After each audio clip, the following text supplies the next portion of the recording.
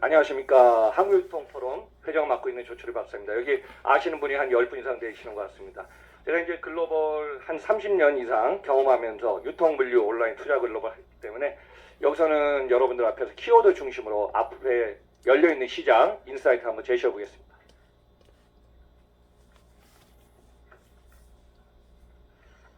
정확히는 한 34년 된 것 같습니다. 88년도부터 이제 해외에서 생활하고요. 뭐 강연도 많이 하고 많이 움직이다 보니까 특히 여러분들 관심 있는 게 이제 물류 쪽의 부동산 같아요. 그래서 물류 금융 얘기도 같이 하겠습니다. 자, 유통물류 글로벌 전문가 활동하고 있는 조철 박사입니다. 감사합니다. 첫째, 세상의 변화가 너무 빠릅니다. 저는 이렇게 한번 얘기하겠습니다.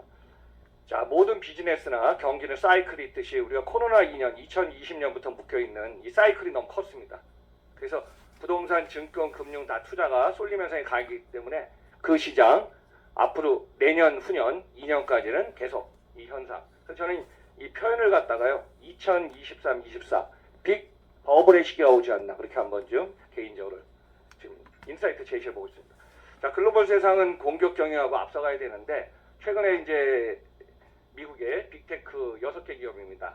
아직까지도 애플은 3,400조 시가총액인데요. 최근에 이제 달러 값이 올 들어서 1달러가 1,200원에서 지금 1,440원까지 올라가 있습니다. 아마 이게 1,500원이 되면은 전 세계 금융권, 외환권 진짜 상당히 힘든 상황이 되는데 일단 저도 개인적으로 1,440원은 넘지 않기를 바라고 있습니다. 자, 그래서 이게 잘 나가는 빅테크 기업이 사실은 작년에 2021년 11월, 12월에 이제 연준이 금리 인상한다고 예고를 했지만은 아마 올 들어서 이제 딱 보면은 연준의 금리 인상이 너무 커졌습니다. 아마 내일도 이제 FOMC 위원회를 통해서 지금 금리 인상 아마 0.5 최소 5에서 지금 자이언츠 0.75 갈 것 같은데요. 이 상황이 계속 가면은 전 세계 기업의 지금 주식, 증권 관련해서 외환도 그렇고 같이 맞물려서 좀 힘들 것 같습니다. 자, 한국 기업 한번 보시기 바랍니다. 뒤에서 이제 설명하겠습니다. 잘 나가던 네이버하고 카카오도 시가총액이 74조까지 갔습니다. 근데 최근에 얼마죠? 27조, 21조까지 거의 코로나 이전의 사태로 좀 돌아갔습니다. 그래서 자, 알리바바 찡떡은 뭐 저기 중국에서 너무 유명하지만은 이 기업도 시가총액 뒤에 설명했지만 거의 주식 사항이 3분의 1, 60%가 지금 거의 줄어든 상황입니다. 참고로 이제 아마존 재팬, 저도 이제 2000년도에 이제 아마존 재팬이 들어왔는데요. 전 세계 이제 매출 규모 시장에서 아마존 재팬 일본에서 20조 원 이상 하거든요. 전 세계 시장 중에 아까 이제 중국 내수 시장에서 중국이 이제 온라인하고 제일 잘하는 건 이해 가는데 전 세계 시장을 보면 역시 월마트 1위, 아마존 두 기업은 주목해야 될 것 같습니다. 자, 여기서 포인트는 큰 세상의 축이 바뀔 때 우리는 뉴 노멀이라고 하고 있습니다. 자, 2008년도 글로벌 금융위기는 미국에서 이제 서브프라임 모기지에서 미국의 금융당국이 파생상품을 만들면 주택담보 대출하면서 많이 시장을 움직여놨는데 항상 보면은 제조, 유통, 물류, 소비가 지금 돌아오는 시점이 있는데 당시 미국은 3년 안에 돌아왔습니다. 왜냐? 그 생산 라인을 갖다가 지금 보완해 준 게 중국 시장이 서서히 회복됐거든요. 근데 지금 2020년부터 시작한 코로나 시대 이걸 갖다 이제 우리는 뭐 넥스트 뉴노멀 2.0이라고 표현하는데 우리가 이제 어떻게 제한된 공간이나 이렇게 갇혀 있다 보니까 우리의 라이프 스타일, 거래 모든 게 많이 바뀌었습니다.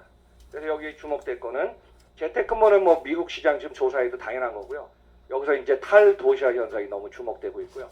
또 앞으로 전자상 거래라든가 이것도 지금 다 사회적 책임은 중요하지만은 제가 여기서 강조하고 싶은 거는 전 세계 시장 구조가 글로벌 공급망이 최근에 뭐 중국 관련해서 많이 딜레이는 됐지만은 5년 전부터 코로나 오기 전부터 전 세계 글로벌 시장이 항상 트레이드 오프 시장으로 꼭 가진 않았습니다. 왜냐? 자국 중심으로 지금 자국의 콜라보레이션 어떤 컨소시엄 중심으로 지금 가고 있거든요. 그 시장이 앞으로 계속 쭉 흐름이 가지 않나 계속 보고 있습니다.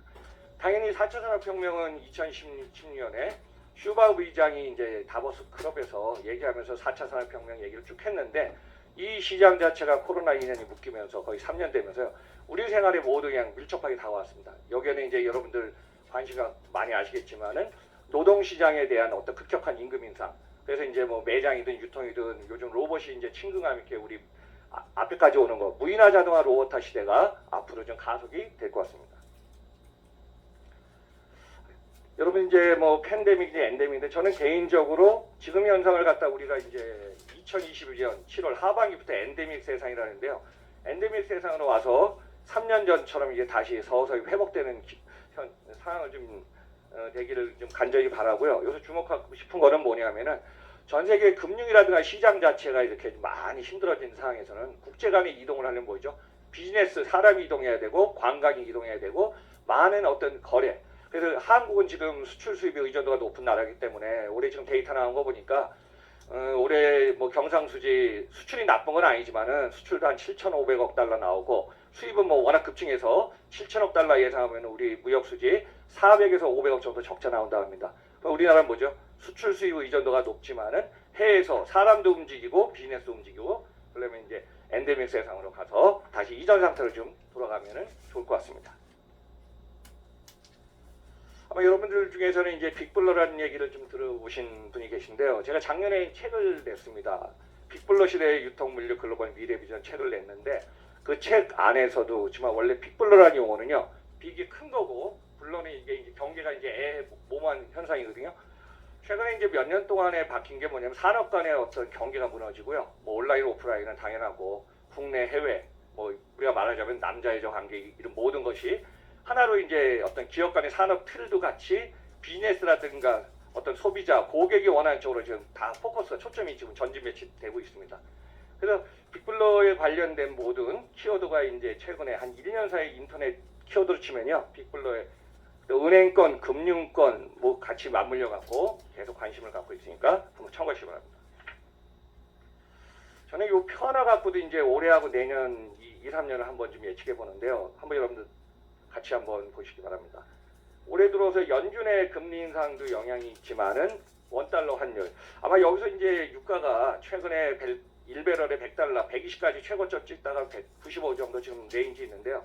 아마 유가까지 한 120달러가 이제 지금 됐으면은 아마 전 세계 패닉 상태였다고 저는 보고 있습니다. 근데 그 상황에서 일단은 고환율, 환율이 좀 많이 올라갔는데요. 저한테 이제 많이 물어보서 제가 이렇게 했습니다. 일본은 어떻게 이번에 저기 뭐 1,000원이 한 950원, 960원인데 일본은 왜 안 올라갈까 제가 이렇게 한번 얘기했습니다. 일본은 80년대 이제 전 세계 무역이 최강국이었는데 85년도 프라자 사미트를 하면서 G7이 하면서 일본에다가 어떤 미일 부조협하면서 엔고 현상을 올려줍니다. 그러니까 어때요? 일본 돈이 비싸졌어요. 그리고 몇 년에 또 일본 돈을 갖다 엔저하니까 비쌀 때 어떻죠? 일본 기업들은 국가적으로도 그렇고 금융권, 해외, 국내 투자를 너무 많이 해요. 그러다가 이 가격이 떨어지면서 그 현상이 1991년에 그걸 우리는 버블 현상의 이제 버블 경제 시작이라고 합니다. 그 상황이 이제 와갖고 지금 일본 상황에서는 2010년 전부터 은행에 돈을 맡기면은 제로 금리가 아니라 마이너스 금리입니다. 마이너스 0.1을 갖다가 계속 간 상황이 있었고 2012, 13년부터 아베노믹스를 하면서 어때요? 일본 엔을 갖다가 계속 찍어내고 그 다음에 일본에 이제 부채 관련이 있지만은 그런 부분이 일본이 전 세계가 금리 인상을 가는 동안에 같이 금리를 못 맞추고 같이 올리지 못한 그 현상이 계속 일본의 여파도 있습니다. 근데 저는 여기서 이제 개인적으로 국가의 어떤 인구는 1억이 넘으면요 자급자족이 가능합니다. 그래서 일본 같은 경우는 2007년부터 인구가 줄었지만은 이미 인구가 1억 2,600만 명이고 내수 시장이 어느 정도 안정화되고 자급자족이 되고 또 유통물류 온라인 또 3차, 6차 산업까지 있기 때문에 일본 시장 자체는 금융하고 좀 다르게 소비라든가 이거는 뭐 큰 정체는 아니지만은 계속 지속 유지되고 있습니다. 물가 상황도 우리나라 같은 경우는 물가가 코스트 플러스에서 지금 뭐 9월, 10월 매번 제조 원가가 올라가면 다 올라가지 않습니까? 일본 같은 경우는 여러분들 이제 슈퍼라든가 가서 보시겠지만은 가격이 웬만해서 잘 안 올라요. 그래서 이번에 지금 뭐 십몇 년 만에 유가라든가 달러 환율로 인해서 좀 올라가고 있다고 합니다. 그래서 고환율, 고금리, 고물가, 고유가, 뭐 인플레이션 지금 여러분들도 많이 관심을 갖고 계시겠지만은 인플레이션이 요게 지금 더하면은 물가는 상승하고 경기는 정체되는 사실 스태그플레이션까지 가면은 이제 전 세계가 지금 어떤 데미지가 크지만은 이 상태에서 잘 좀 어떤 상황이 좀 완화되기를 좀 기대해 봅니다. 자, 저성장 당연히 계속하고 있습니다. 자, 세계 유통기업의 흐름을 보면요, 두 큰 축이 있습니다. 사실 1962년에 아칸소주에서 시작한 샘 월튼 돌아가셨죠. 뭐 워낙 뭐 검사로 유명하신 분이지만 저도 월마트의 유통기업 1위 하고요. 그 다음에 1994, 95년에 인터넷 시작할 때 창업한 아마존의 시장입니다. 근데 이 시장 규모에서 보면은 전 세계에서 아직까지 월마트, 아마존, 코스트코 이게 이제 뭐 유럽 기업도 있고 하지만은 미국 기업 상위에 되고 있습니다. 그래서 이 상황에서 보시고요. 제가 데이터를 가져왔지만은 데이터 시장에서는 아까 우리 마정수 교수님 말씀하셨지만은 전자상거래 시장 규모를 보면 중국이 단연 앞섭니다. 근데 그 시장 중에서 제가 이제 보고서를 보니까 2020에서 25년 미래 보고서를 보니까 온라인 시장만이 사이징이 2배로 커갑니다. 그러면 이제 유통을 같이 한 입장에서 오프라인은 벌써 종말 시대는 10년, 20년 전에 얘기가 나왔고요. 지금 코로나로 인해서 뭐 온라인 융합이니 오토원이 오포원이 이런 얘기가 나와 있기 때문에 이 시장 자체에서 오프라인 매장을 가진 기업들, 국내 뭐 대형마트는 이미 이제 출기 시작했고요. 벌써 몇 년 전부터. 그래서 지금 온라인에 대한 가속은 당분간 계속될 것 같습니다. 그럼 한국 시장은 어떨까요? 제가 이제 한국 시장도 그 뭐 유통을 한 20여 년 했기 때문에 시장을 보면요. 한국의 500조 원 되는 시장 중에서 지금 온라인에 차지하는 비중이 40%가 넘었어요. 우리나라 이제 온라인 쇼핑협회에서 데이터를 발표하는데 작년에 갖고 올해 한 210조 정도 갈 것 같습니다. 근데 앞으로 온라인이 뭐 230, 50 올라가진 않아요. 왜냐? 우리가 소비가 구매하는 사이즈는 어떤 규모가 한정되어 있기 때문에 오프라인이 주는 만큼 온라인 쪽으로는 시프트 하지만은 온라인 시장이 일단은 40% 넘었대요. 제가 볼 때 전 세계에서 온라인의 비중이 이렇게 높은 나라 없습니다. 참고로 미국은 온라인 시장 아직까지 커도 한 10에서 15%입니다. 중국은 기하급수에 커도 중국 시장 뭐 알리페이니 위챗 이거 쓰지만 시장 규모가 다르거든요. 그래서 그만큼 한국 시장 온라인 시장 성장 너무 주목할 것 같습니다. 이 부분만 해도 뭐 1시간 이상 여러분들한테 이제 뭐 말씀드릴 게 있는데 어느 순간에 전 세계 빨리빨리 문화의 우리 시장에 보니까 속도전의 경쟁이 너무 빨라졌어요. 그래서 요즘 뭐예요? 풀필멘트가 아니라 마이크로 풀필멘트가 생기고 새벽 배송이라는 게 키워드가 생기는데요. 한번 보시기 바랍니다. 새벽 배송에 다 뛰어들었어요. 근데 여기 이제 뭐 전문가님도 많이 계시지만 새벽 배송하든 뭐예요? 중요한 건 뭐죠? 라우팅 동선을 돌아서 물량이 있고 비용이 어느 정도 나와야 되지 않습니까? 근데 지금 습닷컴을 시작으로 해서 그래 쿠팡 이츠, 쿠팡 몇 개 기업을 제외하고는 지금 다 철수했습니다. 왜냐? 우리가 이제 새벽이라든가 주말 하면 또 인건비가 한 50% 더 주지 않습니까? 그러면 물량이 어떤 캐파가 돼갖고 물량을 갖다가 해야 되는데 물량이 부족하면 어때? 계속 적자예요. 물류센터에서 나가서 출고해서 배송 리드타임 하고 나가면 완 오다 완 핸들링마다 다 적자거든요. 그래서 이 시장, 새벽 시장. 또 하나는 주목될 거는 퀵커머스입니다. 저도 이제 퀵커머스에서 이렇게 쭉 시장을 보면서 뭐 우선 얘기하면 안타까운 현실은 뭐 저도 메시코리아의 부름 너무 잘 알고 있지만은 10년 전부터 봐왔지만은 결국은 이륜차를 자기가 잘하는 걸 특화해서 잘했으면 괜찮았는데 사륜이라든가 마이크로 풀필드가 어떻죠? 결국은 물량, 투자, 인프라. 그래서 스타트업들의 요즘 이제 과제가 뭐냐면요. 올해 하반기부터 금융권들이 PF의 자금을 안 풀고 있습니다. 그럼 어때요? 내년까지 계속 지금 이 여파가 있을 것 같고요. 그 다음에 이 금융권이 자금을 안 풀고 어때? 투자, 스타트업이 계속 A, B, C, D 이 레벨을 가면서 이제 가치를 밸류에이션이 올라가는데 이 시장 자체가 조금 주춤하는 거죠. 그래서 스타트는 좋았지만은 메시코리아 좀 안타까운 게 2021년 매출 3,300억에 영업손실 한 300억 이상 하더니 이게 저기 어때요? 매각 시장으로 좀 나오지 않았습니까? 그래서 우리의 리더하는 기업들조차도 지금 비즈니스 아이디어가 참 좋지만은 요 상황에서 지금 자금 관련돼서 시장이 지금 크게 재편되고 있습니다. 자, 편의점입니다. 제가 여기서 결론 말씀드리면요. 한국의 편의점 시장은 매출 약 30조 원입니다. 자, 점포수 1등은 CU입니다. 컨비니언스 슈퍼유, 비제풀 리테일 1등이고요. 그 다음 매출 규모 1등은 우리나라 GS25입니다. 그리고 얼마 전에 미니스톱을 세븐일레븐이 인수해서 이 3강 구도로 가고 있는데 그 점포수는 한 4만 8천에서 5만 개 점포인데 우리나라 벌써 포화 시장이 돼갖고 저는 이렇게 얘기했습니다. 일본에서 1973년에 편의점 세븐일레븐이 이제 한 2만 점포가 넘는데요. 편의점은 매년 증수 중입니다. 매출 올라가 이익률 올라가. 그래서 우리 소비자하고 가까운 이 편의점 시장이 뭐 시간 24시간 장소 집 앞에 슬리퍼 신고 파자마 입고 가. 그다음 구매하려면은 우리가 원하는 상품 바로 앞에 다 있죠. 최근에 어때요? 컨텐츠 편리성도 있죠. 그다음에 딜리버리 서비스 도보까지 갖다 주잖아요. 배송. 그래서 제가 볼 때 우리나라 편의점 시장은 소비자 생활 편리형하고 밀착형으로 이 시장 자체는 계속 좀 갈 것 같습니다. 중요한 건 뭐죠? 아까 마정수 교수님 말씀해 주셨지만은 고객이 원하는 카테고리 상품 라인업을 어떻게 바꾸고 서비스 컨텐츠를 고객 앞에까지 어떻게 갖다 주고 소비자가 그 많은 걸 요즘 남아도는 상품에서 어떻게 선택하냐. 이게 아마 편의점의 승부가 될 것 같습니다. 이미 잘 나가던 일본의 편의점도요. 한 3년 전부터 지금 코로나가 오기 전부터 시장이 포화되어 점포수가 줄기 시작하고 있습니다. 자, 여러분들 한번 화면 보시면요. 그러니까 국내 이제 편의점 기업들입니다.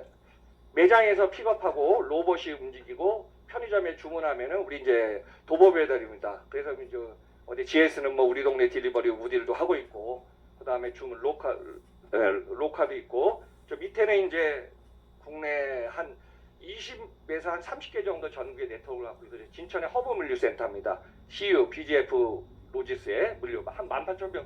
저기도 제가 한 10번 가봤는데, 아무튼 뭐 한 7, 8년 전에 오픈해갖고 저기서 일단은 인바운드 해외 거 들어오면서 전국에 20개 있는 매장을 좀 뿌려줍니다. 참고로 전국에 한 20에서 30개 있는 매장은요, 한 2,000평에서 한 3,000평 정도 되는데, 자, 우리나라 체인 스토어나 편의점에 관련된 기업들 특징이 한 2,000평 이상에서 한 600개 점포를 딜리버리 해주고 있어요. 그래서 이제 시간대에 따라서 상온만 가냐, 아니면은 저온 가냐, 아니면은 혼합형으로 이제 상온 저온 같이 가냐, 이게 어떤 라우팅 동선의 주기가 있기 때문에, 그래서 이제 편의점 항상 상품을 판매해도 중요한 게 뭐냐면은 물건이 적재적소에 최적화해야 돼갖고 주문 상품을 빨리 딜리버리 해줘야 되기 때문에 편의점 시장의 물류 변화 혁신 빨라질 것 예상됩니다. 최근에 이제 온라인 쇼핑이 이제 급격하게 한 40조, 50조 원 정도 증가했는데요. 그 시장에서 이제 판도가 바뀐 게 뭐냐면, 대표적으로 2015, 16년에 마켓컬리가 시작한 새벽 배송 포함해서 우리가 HMR입니다. 여러분들 이제 가정간편 시기를 해갖고 HMR 또 밀키트 주문되고 세팅해서 집에서 조림하면서 먹는 시장은 참고로 미국은 2000년대 중반 시작해서 벌써 시장이 스타트했고요. 참고로 일본 같은 경우는 2010년 전후에 그 시장이 이제 급격히 올라갔거든요. 한국은 어떻죠? 마켓컬리가 시작한 2015년, 16년에 그 시장이 스타트했다고 이해하시면 될 것 같습니다. 그래서 이제 소비자의 상품도 보면은 최근에 뭐 상온 상품뿐만 아니라 식품, 그 다음에 아이스백 같은 거 이제 이게 다 있어갖고 쿠팡이니 뭐 마켓컬리니 관련된 기업들 온라인에서 주문하면 어떻게 했죠? 뭐 새벽에 집 앞에 갖다 주고 주말에도 갖다 주고 하는 이 세상이 지금 변해가고 있습니다. 자, 온라인 플랫폼 융합 혁신입니다. 이거 여러분들 한번 나중에 자료 보시면 되겠지만은, 아까 우리 마 교수님 얘기했지만 과거에는 온라인 따로, 한 20년 전 얘기는 해봤어. 온라인 따로 오프라인 따로 했어요. 그러면 소비자들 어떻게 하죠? 오프라인 매장 가서 물건 보고 거기서 온라인에서 결제했어요. 근데 요즘은 어때요? 온라인 기업도, 저도 이제 아마존 재팬을 20년 이제 사용해 봤는데, 내가 상품을 선택해서 카테고리가 내가 원하는 게, 뭐 알기 쉽게 얘기하면 제가 이렇겠습니다. 그냥 그래, 골프공을 샀다. 그러면 골프공에 관련된 티라든가 관련된 거 어디죠? 내가 구매했던 관련 상품이 다 내 앞으로 오게 돼 있어요. 과거에는 우리가 오프라인을 가서 물건 사면은 오프라인의 카테고리 어떤 매장이 아니면 어떻죠? 일일이 다 돌아야 됐어요. 그 넓은 동선을. 근데 지금은 어떤 컨셉이 있다 보니까 내가 원하는 상품들을 갖다가 그 한 곳에서 살 수 있게끔. 그러니까 온라인 같은 경우도 전진 배치해서 그렇게 지금 변하고 있습니다. 저는 그러니까 월마트를 갖다가 유통을 공부한 지가 저도 한 30몇 년 된 것 같습니다. 80년대부터 이거 공부를 했으니까요. 1962년에 시작한 월마트, 최근 데이터입니다. 매출 800조 원까지였습니다. 자, 아마존 1994, 90 아무튼 인터넷에 인터넷에 말을 갖다가 잘 비즈니스 했기 때문에, 제프 베조스는 그 전에 뉴욕에 이제 증권가의 부사장 하다가 와이프하고 이제 95년에 창업을 했는데, 전 세계 뭐 CD하고 모든 출판사 적었죠. 온라인이 되니까 주문하면 그냥 갖다 주는 거예요. 그래서 참고로 1999년에 주문량에서 가장 중요한 거는요, 주문이 오는 거를 예측해서 그 상품만 적정지역으로 가져가면서 출고 라인에 빨리 하면 이익 구조가 올라갈 수밖에 없어요. 그래서 1999년에 이커머스 시장을 아마존이 하면서 만든 명칭이 아마존 풀필먼트 센터입니다. 그래서 그 명칭이 지금 전 세계적으로 좀 다 나오고 있는 거죠. 그래서 이제 항상 2:1P, 항상 매장에, 오프라인 매장에 가면 물건값이 싸다. 뭐 광고 전단지를 안 보낸다. 그 당시에 뭐 K마트니 뭐 유명한 유통기업이 있어요. 그 기업들은 다 없어졌습니다. 그렇지만은 이 기업, 월마트의 기업이 2010년, 어떻게 보면 2015년까지도 그냥 쭉쭉쭉 어떻게 1위 기업을 유지했습니다. 근데 누가 나타났다?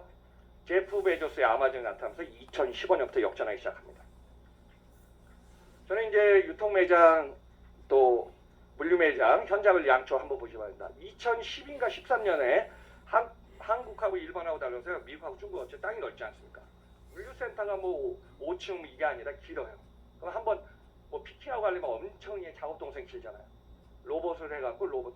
참고로 일본에도 이제 아마존 재팬이 2000년에 들어와서 지금 전국에 한 15개 매장이 있는데요.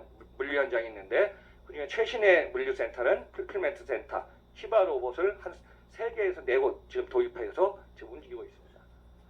자, 배송은 프라임, 뭐 그다음 팔레타이저 해갖고 이제 자꾸 자동화시키고 있고요. 참고로 우측에는 이제 월마트입니다. 드론을 해서 재고 실사. 아마 여러분들 물류하다 보면은 재고 실사를 갖다 너무 주기적으로 해두지만은 현재 실물 상품 아이템하고 데이터상 이게 이제 연동이 돼야 되는데 그걸 갖다가 그 전에 사람이 했던 거를 드론이 하면서 이게 워낙 효율성이 있고 시간도 단축했습니다. 드론도 그렇고 매장도.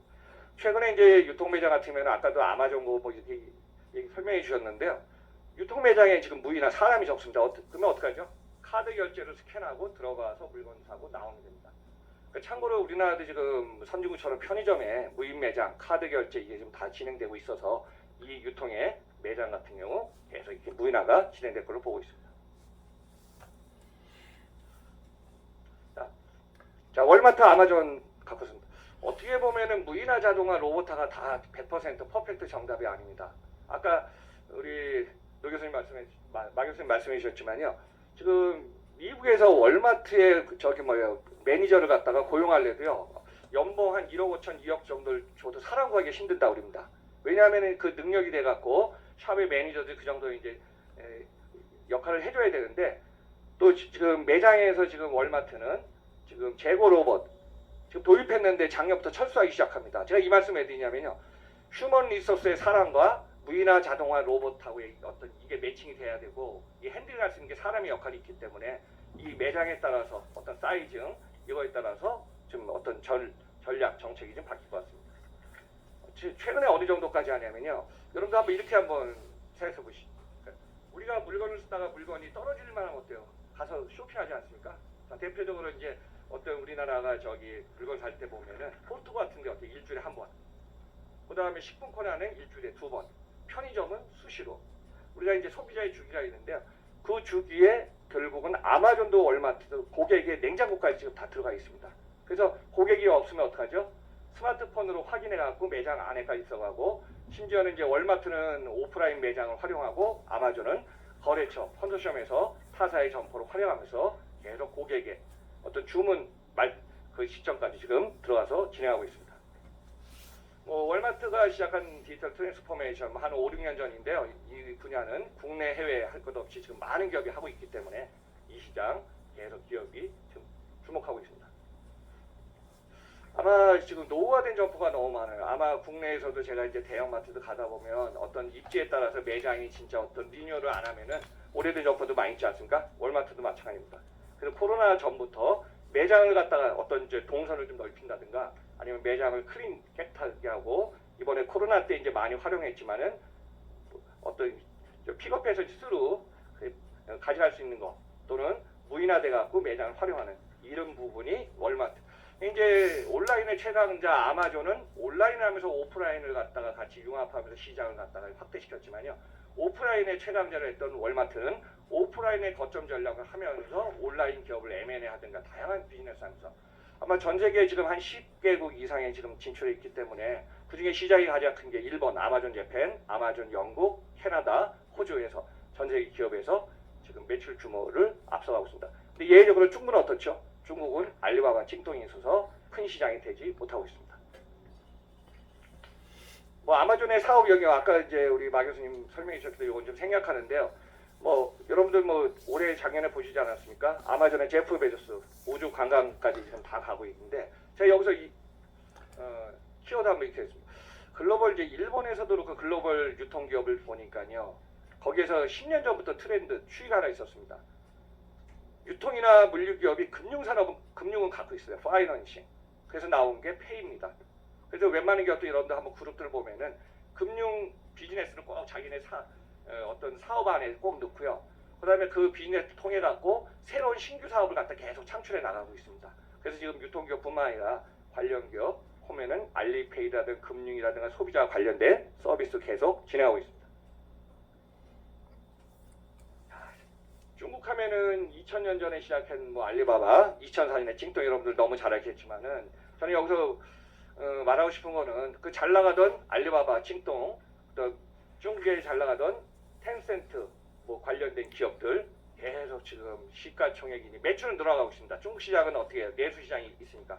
참고로 지금 전 세계 인구가 이제 올해 안에 80억 명이 되는데요. 여러분들 1등을 했던 중국이 14억 4천만 명인데 내년부터 인도가 전 세계 1등으로 올랐습니다.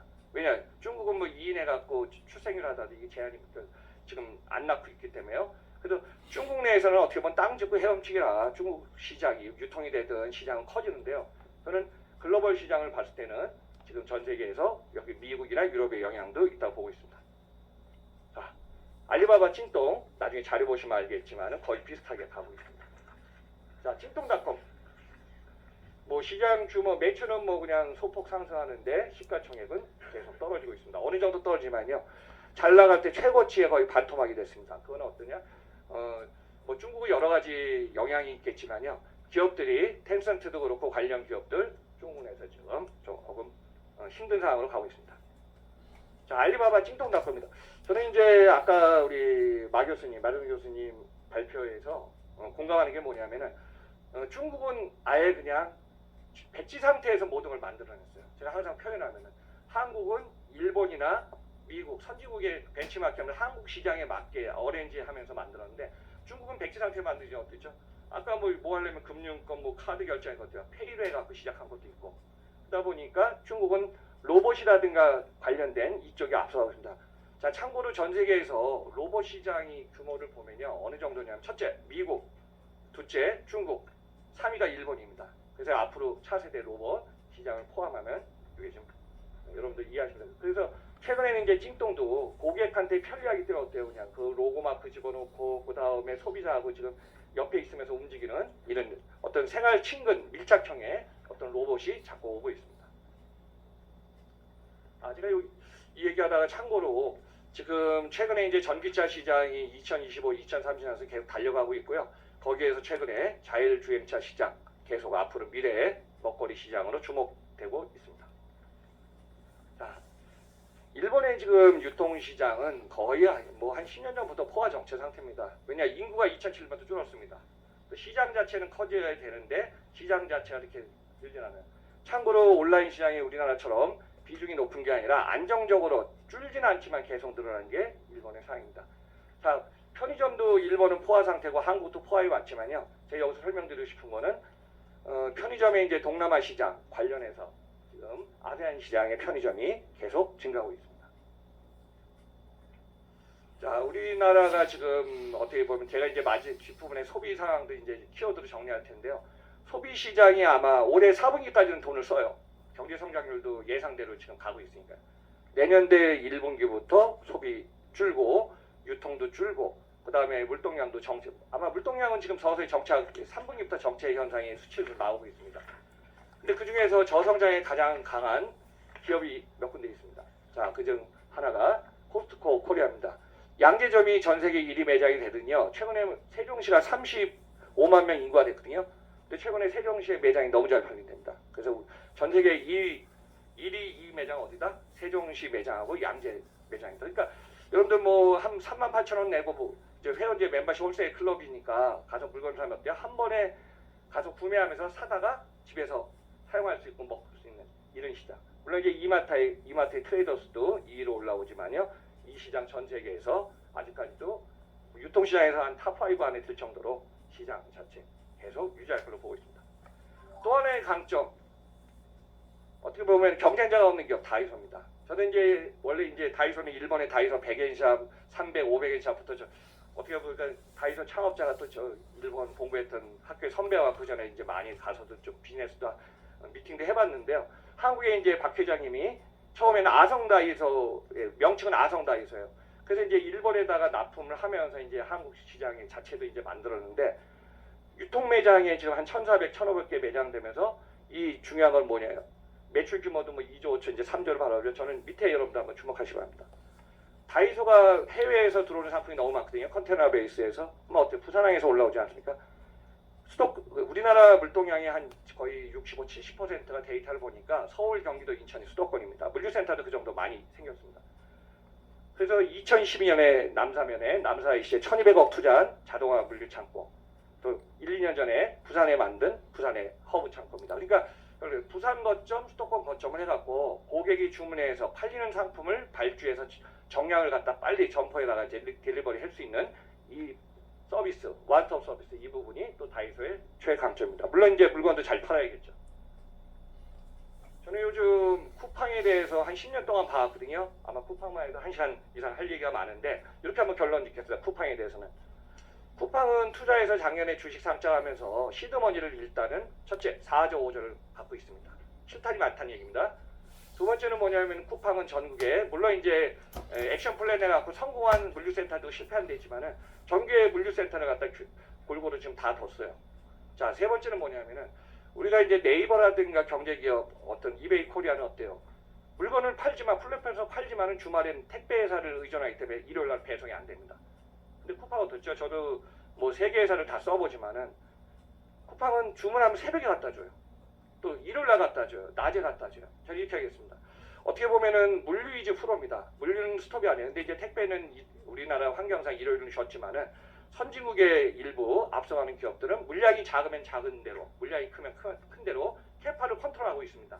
그래서 쿠팡에 대해서 지금 작년에는 이제 뭐 매출이 한 22조에 영업소득 1조 한 8천이라는데요. 올해 EBITDA 데이터를 분기별로 보니까 매출 분기별로 6조 나와갖고 올해 한 25조 될 것 같고요. 영업손실 한 4천억에서 5천억 정도 손실 줄인답니다. 내년 더 줄여나갈 것 같습니다.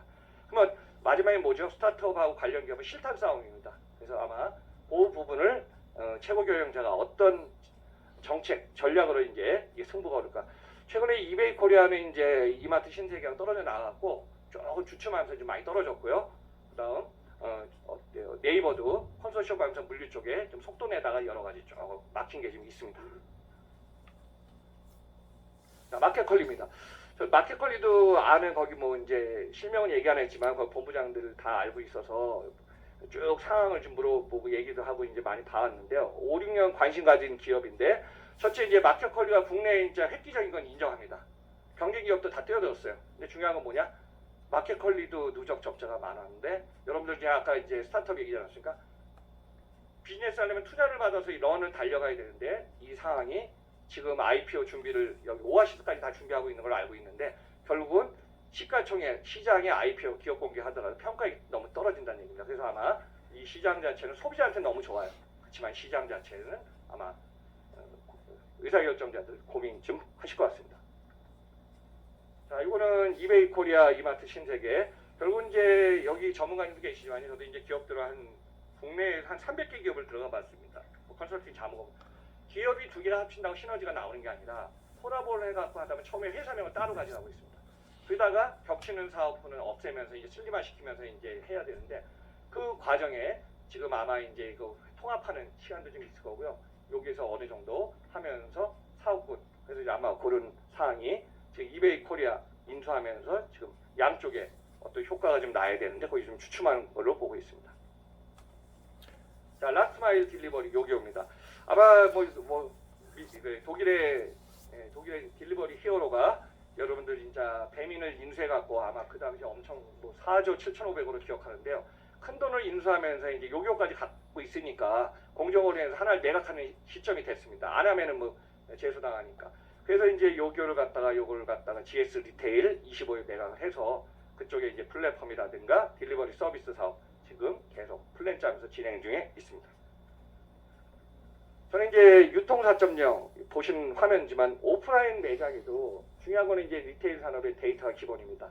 그래서 매장의 모든 것에 리테일 테크 산업이 관련됐고요. 온라인 구매, 매장에 이제 고객이 들어옵니다. 들어오는 시점에서 다 스캔해갖고 고객의 동선 분석. 지금까지는 이제 온라인에서만 우리가 생각했어요.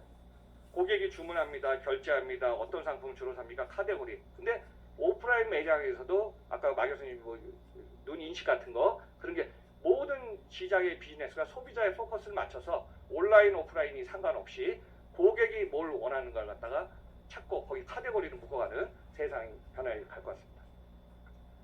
저는 여기서 이제 주목한 건 라이브 커머스의 폭풍 성장입니다. 사실 이제 시장 규모 매년 늘어나는데요. 재미난 현상, 저도 요거에 대해서도 많은 자료도 읽어보고 좀 지난번에도 전문가하고 토론도 했는데 중국에서 시작해서 중국에는 왕이 있어갖고 뭐 스마트폰을 하면서 시장을 크게 만들어놨어요. 근데 이 시장이 미국하고 유럽에 먹히냐? 안 먹혀요. 결국은 일부에서 철저한 사업들도 많이 나오고 있습니다. 그래서 제가 요거 한번 이렇게 했습니다.